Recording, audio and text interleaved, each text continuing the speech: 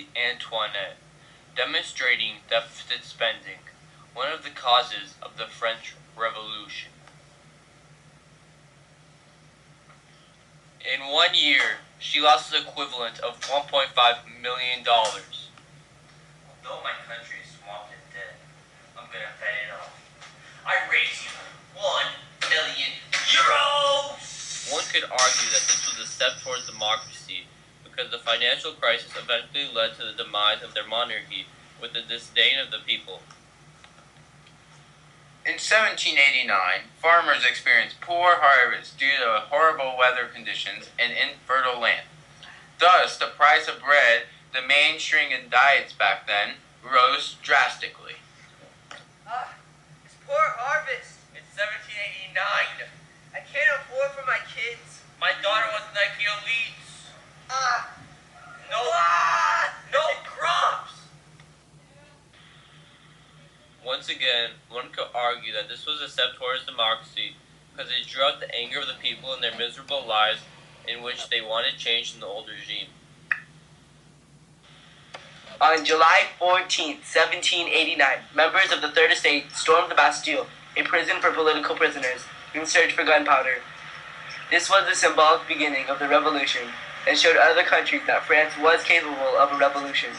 Even though it pushed the revolution forward, it was not a step towards democracy because it turned the people to violence, which prevented order, inhibition, and ideals for goals. This corrupt French government, I can't take it anymore. That Bastille stands for oppression. Let's fight for what's ours.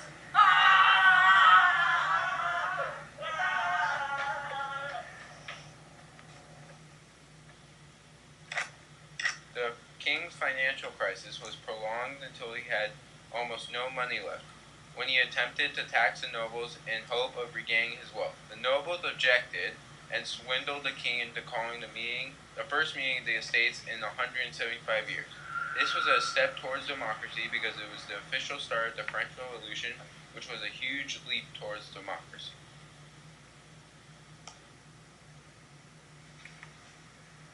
Hello, I'm the First Estate. I'm the rich clergyman and priest. Hi, I'm the Second Estate. I consist of nobles. Hi, I'm the Third Estate, and I am the poorest. So how do we feel about the Third Estate getting more power in the government? Raise your hand if you agree.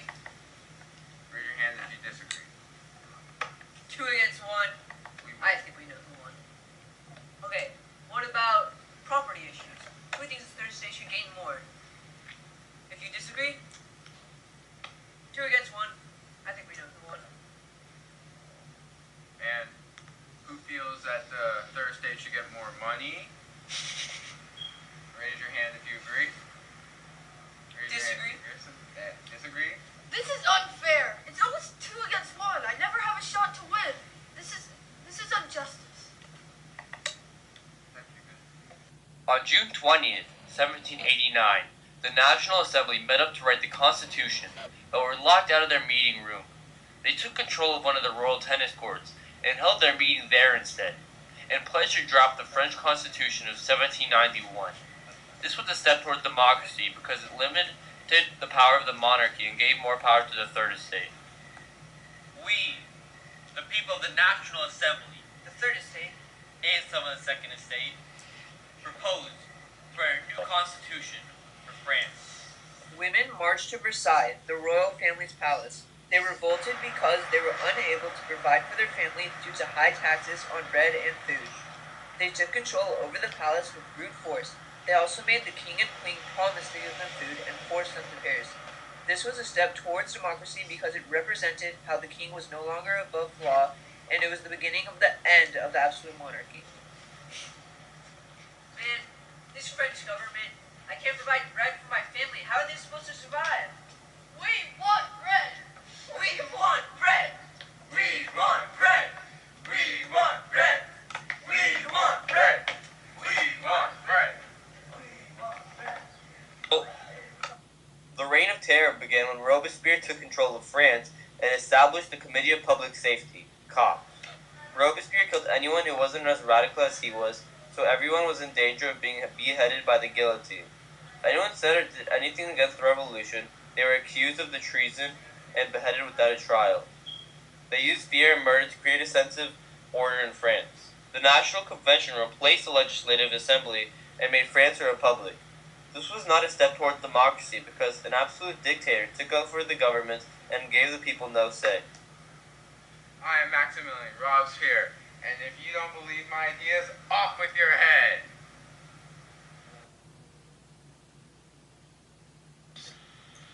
As the Directory was losing control of the awful political situation in France, Napoleon was urged by his friends to seize control of the government. He took action by taking the title First Consul, in what was called his coup d'etat, or a sudden rise to power. The people of France admired and supported Napoleon due to his military successes. Napoleon organized a plebiscite to approve a new constitution. The people of France were desperate for a strong leader and voted overwhelmingly in favor of the constitution. Although Napoleon had no real competition for first consul, he wanted to gain the people's support and not make himself sound like a dictator. This plebiscite gave Napoleon all of the power as first consul. He set up lycées, which were government-run schools where graduates received high positions in government, and a Concordat, which recognized again of the church's influence on people in society, and his most proud accomplishment, the Napoleonic Code, which gave France a uniform set of laws and eliminated many injustices. In 1804, Napoleon decided to declare himself Emperor of France. This was not a step towards democracy, but because, again, another powerful figurehead took over and gave the people no say. I, enemy of France, hold the threat to France. I'm Napoleon. I love France. He's dead. I will take power. On June 24th, 1812, Napoleon began his invasion of Russia. One of Napoleon's greatest weaknesses was his unwillingness to accept defeat and his great greed for power. The Russians used a scorched earth policy to destroy the army of Napoleon. Napoleon formed a small army of untrained citizens and fought the Battle of Leipzig, but when he lost, he was abdicated and sent to the remote islands of Elba. He came to France and reclaimed the throne from King Louis XVIII and kept power for about 100 days. During this time, he gained popularity in France, but gained many enemies in other European countries. He lost the Battle of Waterloo and was sent to an even more remote island, St. Helena, where he spent the rest of his life. This is a step towards democracy because the people got rid of the absolute power and started to learn for themselves. Napoleon, how could you invade Russia? I don't know. I'm so power hungry. They used the scorched earth policy. They even burned their own towns. It's not my fault my people got sick and died. And this battle that you lost at Leipzig, you know what? We're banishing you to St. Helena. No! Many countries in Europe wanted to greatly establish long-lasting peace and stability on the continent following Napoleon's defeat. Their goal was a new European order. A series of meetings that took place in Vienna, known as the Congress of Vienna, were a series of meetings from representatives of these great countries: Russia, Prussia, Austria, Great Britain, and France. The former Minister of Austria, Clemens von Metternich, was by far the most influential representative there. The Congress of Vienna had three specific goals. Those three goals were to prevent future French aggression, establish a balance of power, and restore Europe's royal families back to their thrones. The countries invested status quo into keeping Europe at peace. Metternich devised a series of alliances called the Concert of Europe, which ensured that nations would help one another if any revolutions broke out. This was not a step towards democracy because the governments turned back to what they were before the French Revolution, and the legitimate leaders came back to power. I am Austria. I'm Prussia. And I am Russia. Hey, where's France? Oh, I think he went to the bathroom. Oh, okay, thanks. And we're the Congress of Vienna. We are here to establish three goals. One, to restore royal families back to their thrones. Also known as legitimacy. To restore balance of power. And to protect against future French aggression. And I, Clemens von Metternich, will establish the Concert of Europe to make nations help nations when in need. Before the French Revolution, the old regime was a corrupt system that inspired a revolution led by the Third Estate. This eventually led to the meeting of the States General, in which the Third Estate broke apart from the First and Second Estates and declared themselves the National Assembly. They vowed to write a new constitution in the tennis court oath. The people of the Third Estate formed a mob and stormed the prison in search of gunpowder.